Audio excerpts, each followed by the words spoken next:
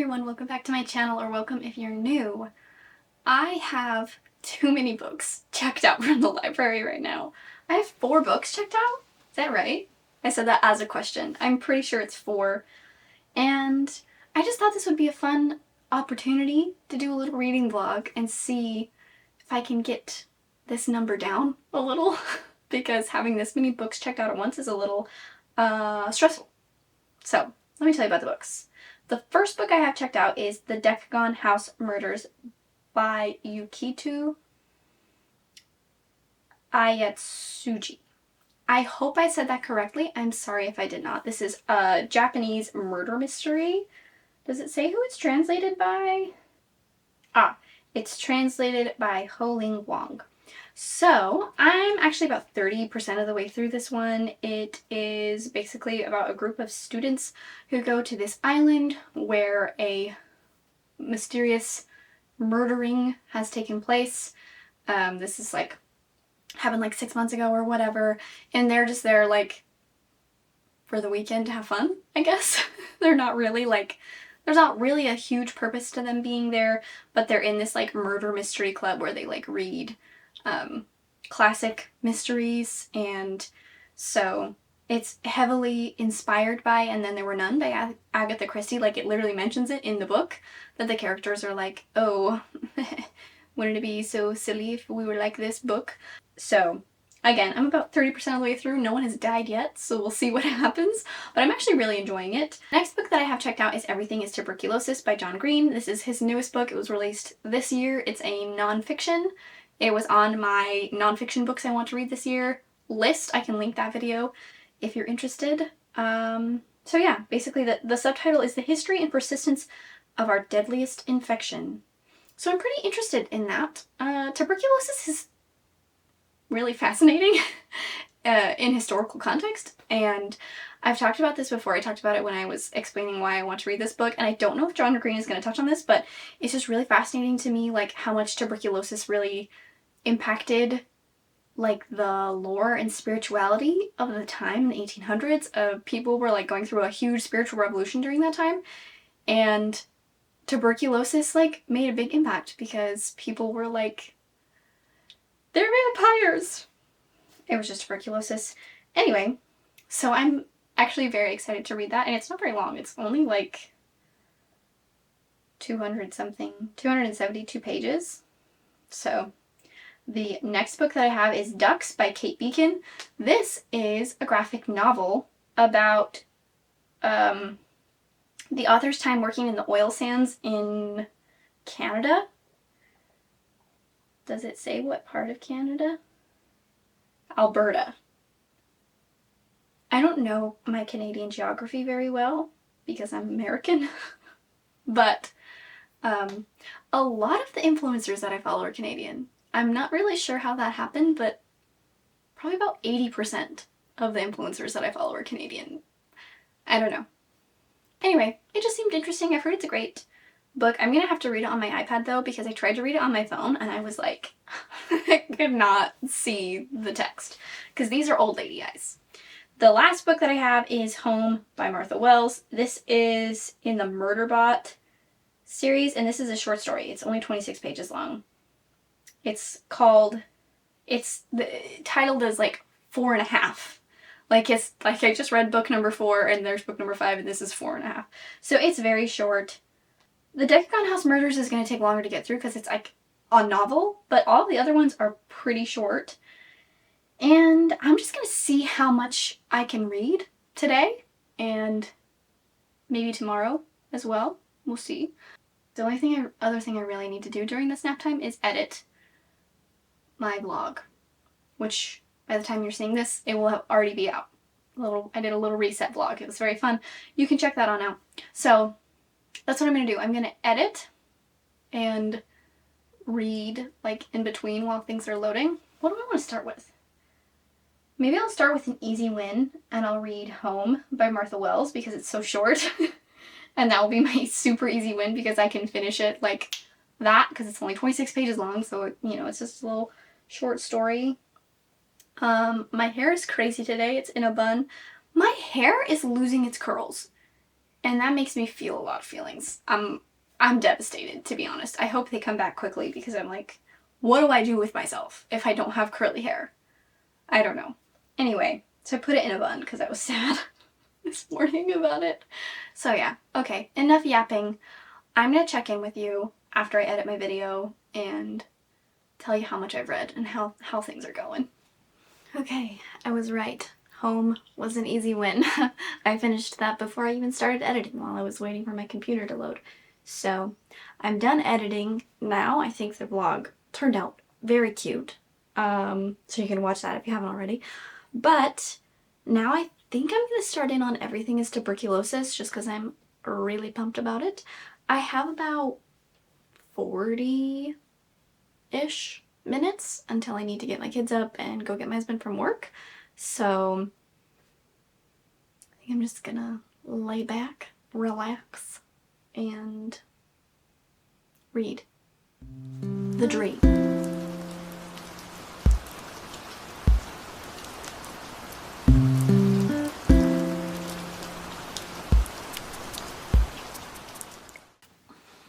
Okay, so I read about 5 chapters of Everything is Tuberculosis, which is about 30% of the way through the book. I need to go get my kids up to start getting them ready to go pick up my husband from work. But I just wanted to tell you about it. I'm really enjoying it so far. I think that it's very interesting. There's been a lot of information. It's focused on a family from Sierra Leone and then also just on like various things throughout history so far. So I'm finding that very interesting. I'm also realizing that I never actually told you about Home. I just told you that it was an easy win. So basically it's a very, very short story that is from one of the other characters' perspectives. All the other Murderbot books are from Murderbot's perspective. This one is from Dr. Mensah's perspective, and I thought it was good. Interesting. I thought there were some good lines in there, and gave it 4 stars. So I'm thinking Everything is Tuberculosis could be a 5-star read for me. I really hope so. I have had, if you haven't been around on my channel this year very much, you don't know this, but I have had the worst reading year. Like, I've had 1 5-star, and it was a reread of To Kill a Mockingbird, which is an amazing book, but everything else has just really fallen flat for me. So I'm hoping this is the month that things change around. Change around? Turn around. This is the month things change and turn around for me. That's what I meant to say. Yeah. So, I'm gonna go get my kids up, go get my husband from work. I'll probably check in with you tomorrow and let you know how things have gone and how much I've read. So I'll see you then. Hi everyone. It's the next day. I did end up finishing Everything is Tuberculosis yesterday, and I gave it 5 stars. I really, really enjoyed this book. I think that it covered a lot of subjects really well. I think John Green has a talent for giving you like real practical information while making it still entertaining enough to not be boring. I think that this is a really important book in terms of like understanding that tuberculosis is still a disease that is alive and well and shouldn't be. It doesn't have to be. We have the cure for tuberculosis. We have treatment for tuberculosis. It can be very difficult to treat certain types of tuberculosis, but a lot of the countries that it is severely affecting has more to do with pharmaceutical companies making the medicine way too expensive and less to do with the difficulty in actually treating the disease. And it was honestly really heartbreaking to hear these conversations they had with doctors where they'd be like, I'm looking at this patient who is dying, their lungs are literally being taken over by scar tissue, and I know exactly what to do for them, and I can't because I don't have the resources. And that's something that is extremely sad. So, and very relevant. It's currently happening. So I really found this book insightful and informative, and I really hope that there are able to be some advancements in terms of getting these medications out to the people who really need them.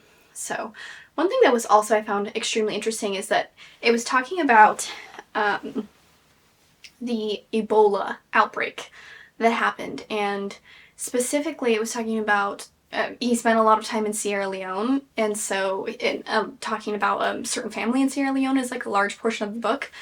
But it was talking about how, like, for example, during the Ebola outbreak, everybody in the world was like, this is a very big deal, this is a very serious issue, got all of these, grant money and things, and went in and helped.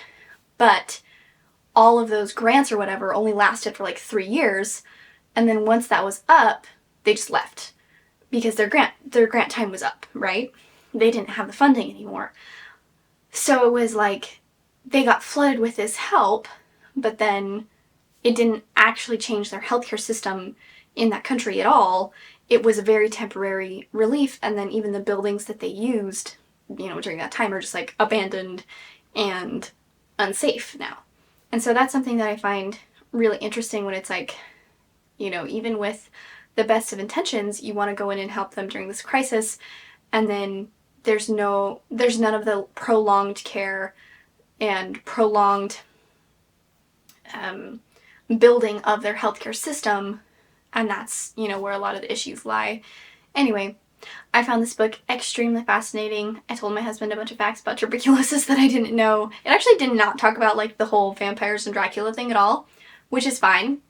I mentioned that as something that I find really interesting, but it did talk about, like, beauty standards during the 1800s and how tuberculosis was romanticized and stigmatized at the same time. Like, romanticized in the sense of, like, it became the beauty standard to look like a young woman with tuberculosis, but then, also extremely stigmatized because before people knew what bacteria was, and even after, a lot of it was like became a moral question of like, are you morally clean? You weren't morally clean, that's why you got tuberculosis, or whatever it may be. I will say, this is my last thing I have to say about this book, that I really appreciated that the respect that John Green brought to faith-based healing. He was talking about, in particular, a young man who was on a treatment plan for tuberculosis, and his father was against it because he didn't trust doctors. He said, we need to take you off of this medication and bring you to our faith leaders, and they'll heal you, and God will heal you. And I'm a very religious person. I'm a member of the Church of Jesus Christ of Latter-day Saints, and so faith is something that's really important to me. And something that I really, really appreciated was that John Green was like, it's so important to respect that faith does help a lot of people. And he said, even in his own times of crisis, he struggles with severe anxiety and he has OCD, that his own faith has been really healing to him and has helped him a lot. And so I just really loved the respect that he brought to that, because I know a lot of people in the modern world don't put a lot of respect on faith healing. And I think, again, I believe in modern medicine. I would not be here if I didn't believe in modern medicine. I have a lot of health issues. I have a lot of chronic health issues, and modern medicine does a lot for me every single day. But I also have a lot of faith in God and faith that I'll be okay even if I am sick and that God is with me. And so I just really loved the respect and the balance that was brought to that conversation, and that there was no dismissal of people's faith and religion. So anyway, 5 out of 5s. I'm so happy I finally have another 5-star book of the year. Oh my gosh, it was like horrible to not have another 5-star. I know that sounds dramatic, but I feel like usually by this time of year I have quite a few 5 stars. So this year just felt so weird to like not have books that I'm loving. Anyway, I am going to continue reading Ducks by Kate Beaton. I've been reading it on my iPad because I'll show you. Sorry, my window. You can see my window reflection. There we go. It's a lot easier to see. These are bifocals, baby. So I couldn't read it on my phone. It was way too small on my phone. So I'm finding this a lot easier, and I'm finding it interesting so far. So I'm just gonna continue on with it. I don't think it will take me too long to read. And then the only book I have left is The Decagon House Murders. So, murder. Is it with an S? Is it plural or is it one? Also, my Hold for Shark Heart by Emily Habeck came off today, and I did accept it.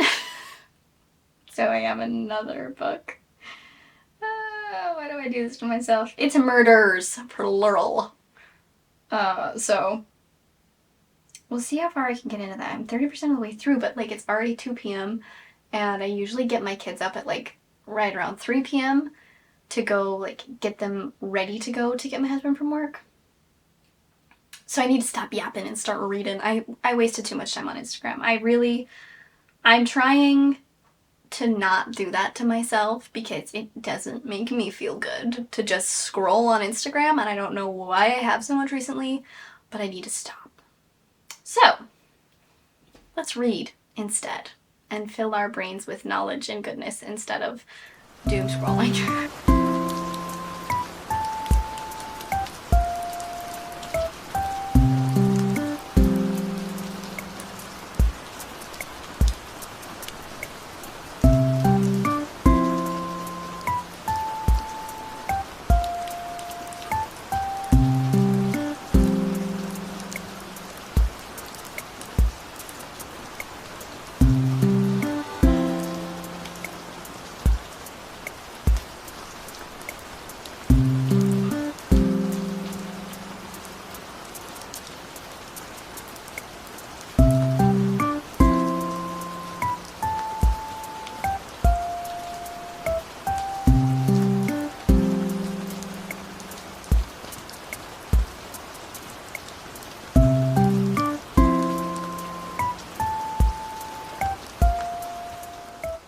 Okay, so I finished Ducks by Kate Beacon. I think I'm gonna give it a 4.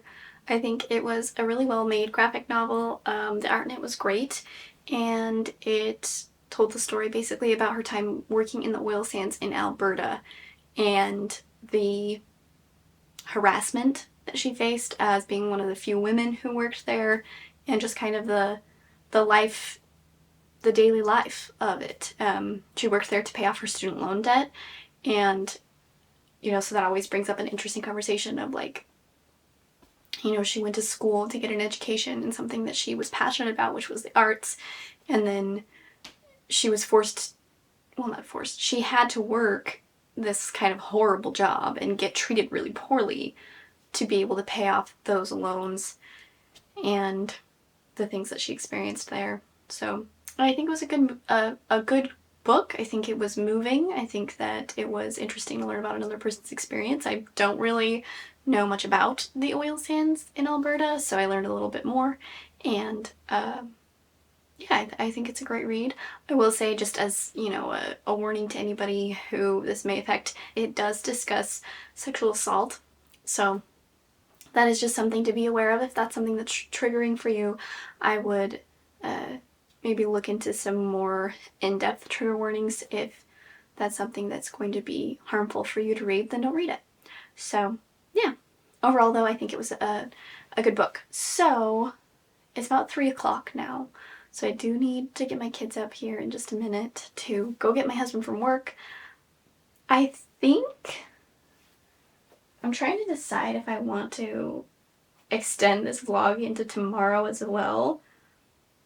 I feel like I do want to finish the Decagon House Murders though, just because like I mentioned it, so now I have to finish it so I can tell you about it, right? I am 30% through. I think I could finish this today, depending on what my evening looks like. So I'll probably check in with you tomorrow. It's hard for me to film anytime other than during nap time because I live in a multi-generational household.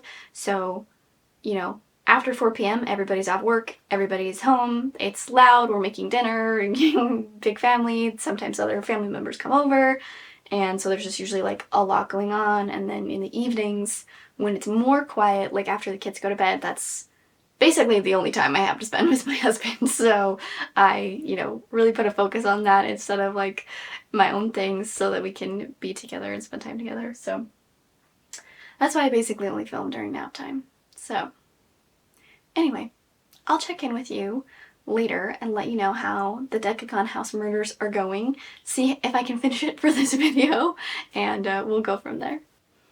Hey everybody! So I finished the Decagon House Murders last night. I'm gonna give it a 4-star. I really enjoyed it.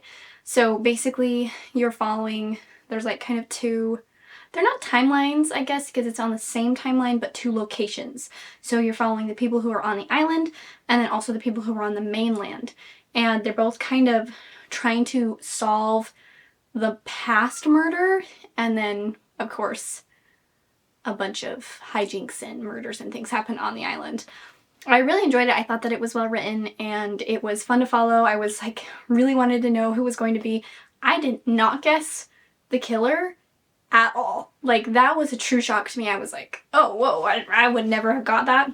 And thinking back, I'm like, I don't think there were really any clues that I could have solved it. Maybe there was, but I didn't get it. So that was a fun shock. The only reason that I knocked it down a star was like, the motive makes sense, and the book does give you context for the motive, but I just wish there was a little more like, I don't know, maybe like a flashback or something, like a little more building up of the motive, because I'm like trying to be as vague as possible because I don't want to spoil it. I would say the motive surrounds an event, but we only hear about the event kind of in passing and not that much, but then it's like, you know, enough for somebody to kill a bunch of people, so that's a pretty big motive, right? So I just wish that would have been like a little more fleshed out, but overall I really enjoyed it. I would definitely recommend it. I think it was super fun. It was very much like And Then There Were None, but still had its own unique qualities, so yeah, that was a fun read, and I'm glad I was able to finish all the books I mentioned to you. Well, okay, that's a lie. I did technically mention that I also got Shark Heart off of hold, but I unfortunately cannot just sit and read today because tomorrow is my husband's birthday. So I have a bunch of birthday preparation things to do, which will be fun. So I'm gonna end the vlog here. Thank you for hanging out with me. It's always a wonderful problem to have too many library books. Always support your local library. I am a big fan of supporting libraries. I don't have that much extra budget to buy books all the time, and also it's not necessary. You don't need to own every book you read. Hot take, I know, but the library is a wonderful, wonderful resource. So, thank you for being here, and I'll see you in my next one. Bye!